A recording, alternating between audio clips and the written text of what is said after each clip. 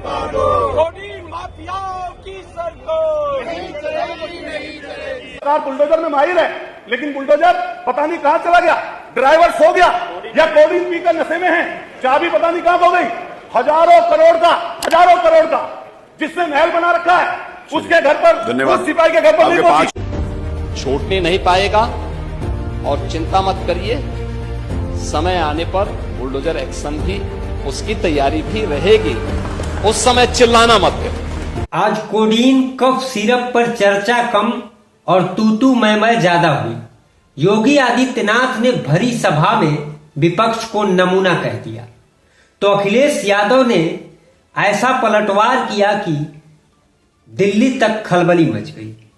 आज सदन में बुलडोजर की धमकी भी दी गई, माफिया भी कहा गया और अंत में समाजवादी पार्टी ने वॉकआउट कर दिया।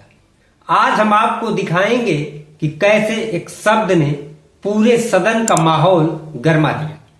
नमस्कार, स्वागत है आपका द पब्लिक एक्सप्रेस के डिजिटल प्लेटफॉर्म पर। मैं हूं जितेंद्र यादव।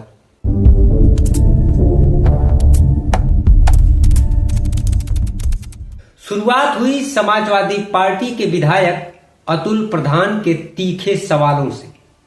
उन्होंने कोडीन सिरफ मामले में सीधा सरकार को घेरा। अतुल प्रधान ने आरोप लगाया कि नशीली दवाओं का यह कारोबार प्रधानमंत्री के संसदीय क्षेत्र वाराणसी से जुड़ा है और इसमें बड़े बड़े लोग शामिल हैं। जरा सुनिए अतुल प्रधान ने कैसे सरकार की दुखती रग दबा दी। किए गए कि सहारनपुर, गाजियाबाद, आगरा, प्रयागराज, आपके बनारस इतनी मामूली धाराओं में किए गए कि 200 करोड़ की, जिसके ऊपर ईडी का छापा डला, 200 करोड़ की जिसकी संपत्ति अटैच कीजिए मान्यवर, 200 करोड़ की उस संपत्ति अटैच करने वाले व्यक्ति को जमानत मिल गई, जिसका नाम विभोर राणा और आपके दूसरे का नाम विशाल सिंह। अतुल प्रधान के इन आरोपों को सुनकर मुख्यमंत्री योगी आदित्यनाथ का पारा चढ़ गया।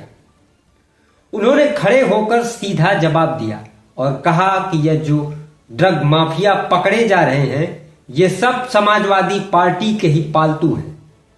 योगी जी ने साफ चेतावनी दी कि अभी तो सिर्फ जेल भेज रहे हैं, जरूरत पड़ी तो बुलडोजर भी चलेगा।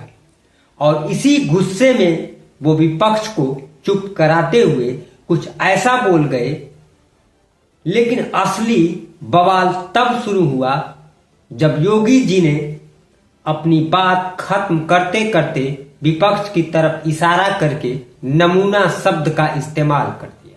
जो फोटो रिलीज हो रही है, देश के अंदर दो नमूने हैं, एक दिल्ली में और एक लखनऊ में बैठते हैं। जब देश में कोई चर्चा होती है तो तुरंत वह देश छोड़ करके भाग जाते हैं। नेता प्रतिपक्ष माता प्रसाद पांडे ने तुरंत इस पर आपत्ति जताई। उन्होंने कहा कि मुख्यमंत्री जी आप हमें नमूना नहीं कह सकते। उन्होंने कहा कि मुख्यमंत्री जी आप हमें नमूना कह रहे हैं, सदन में ऐसी भाषा शोभा नहीं देती है। देखिए कैसे एक शब्द पर सदन में हंगामा मच गया। सदन के अंदर शोर मच रहा था, लेकिन सदन के बाहर अखिलेश यादव ने सोशल मीडिया पर एक ऐसा बम फोड़ा जिसने बीजेपी की बोलती बंद कर दी।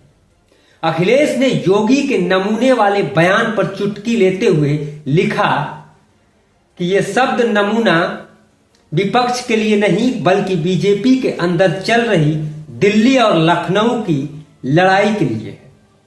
अखिलेश ने कहा कि देश में दो नमूने हैं, एक दिल्ली में और एक लखनऊ में।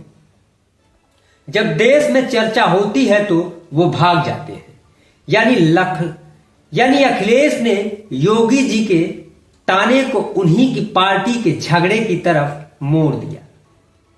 अंत में जब सरकार ने कोडीन से हुई मौतों के आंकड़े नहीं बताए तो समाजवादी पार्टी ने सदन से वॉकआउट कर दिया और योगी सरकार नहीं चलेगी कि नारे लगाए।